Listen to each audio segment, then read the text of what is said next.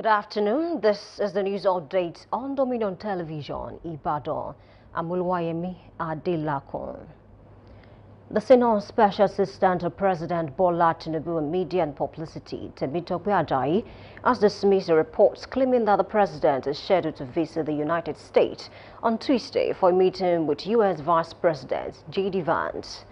Ajayi, in a post via his official X handle, described the report as false and misleading, saying it had fueled unnecessary speculation and uninformed commentaries. Ajayi added that if Tinubu were to visit the White House, he would be meeting with President Donald Trump, not the Vice President. Senator Jimoh Ibrahim, representing Ondo South Senatorial District, has hinted that President Bola Tinubu may deploy a liberal strategy anchored on cooperations and collaboration to end insecurity and strengthen ties with global partners, including the United States. Ibrahim, who chairs the Senate Committee on Inter-Parliamentary Affairs, dismissed reports of tension between President Tinubu and U.S. President Donald Trump, saying both leaders share liberal democratic values that favor dialogue over dispute. In a statement personally signed and released by the lawmaker, Jimoh urged Nigerians to calm down, noting that democratic liberal states don't go to war with one another. Likewise, he revealed that he once lived in Trump Tower, describing Trump as his former landlord and Tinubu as his political father. The president of the Nigerian Association of Resident Doctors, NAD, Dr. Mohammed Suleiman, has faulted the federal government's claim that it is releasing 11.9 billion naira within 72 hours for the payment of outstanding arrears and allowances to doctors and other health workers across the country. Suleiman, who spoke exclusively with newsmen, said only about 500 million of the said amount is meant for resident doctors. This follows a nationwide strike by resident doctors who on Saturday withdrew their services across 91 federal and state tertiary hospitals. However, reacting to the ministry's claims, Suleiman said both the 25 to 35% arrears and the accoutrement allowance are long-standing entitlements that date back over 2 years and belong to all categories of health workers, not just doctors.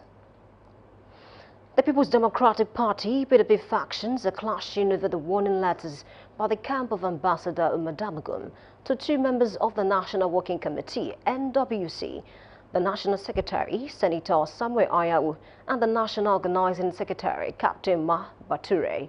The two officers were accused of indulging in activities that brought the party to public disrepute, hatred, and contempt in gross violation of the PDP constitution.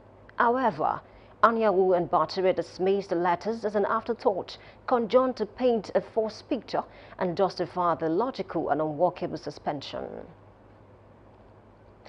The police leadership has assured that they are fully prepared and fortified for the protection of lives and property before, during and after the November 8th governorship election in Anambra. The Commissioner of Police in Anambra, Ikoyi Urutugu, made this known in a statement issued by the Police Public Relations Officer, SP Tochukwu Ikenga in Awka. Urutugu commended the officers for their dedication throughout the advocacy campaign, even as he emphasized the importance of neutrality, professionalism, and respect for human rights by the police personnel during election duties. The Oyo State Police Command has announced the successful dismantling of a group of suspected armed criminals in Ikoile, Orire local government area of Oyo State.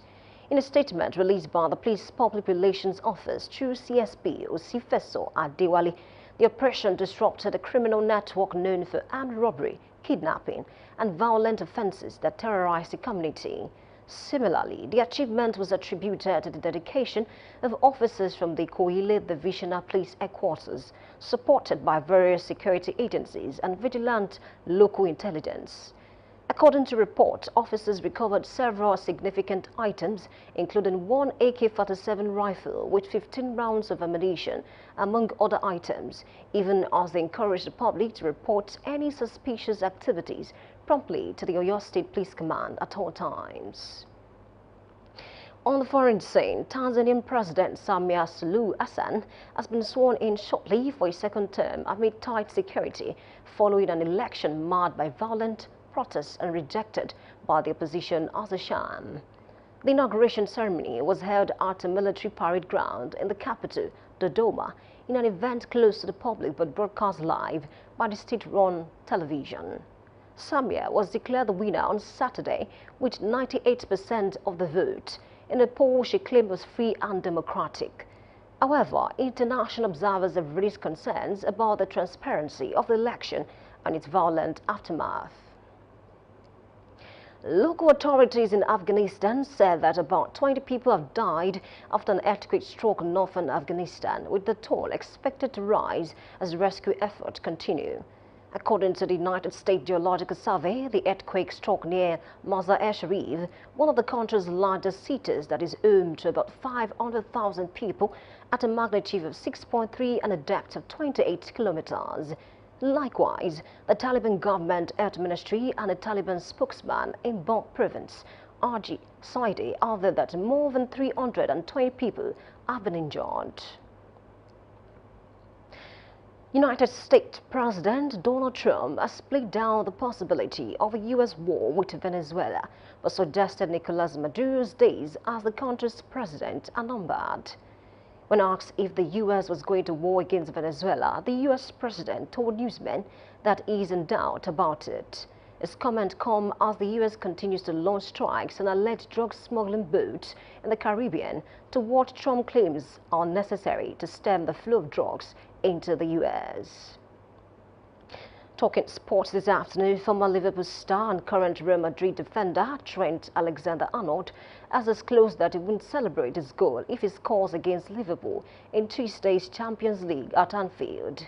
Recall that the England international left Liverpool to join Real Madrid this summer. In a chat with newsmen, Alexander-Arnold stated that he has a strong bond and great respect for the club. You can visit our website on www.dominion.org.ng to watch us live and interact with us. You can also follow us across our social media platforms, Facebook, Instagram, TikTok, YouTube and LinkedIn at Dominion Broadcast and X at Dominion Cast. And that ends the news update on Dominion Television. I'm Oluwayemi Adelakun saying thank you for watching and good afternoon.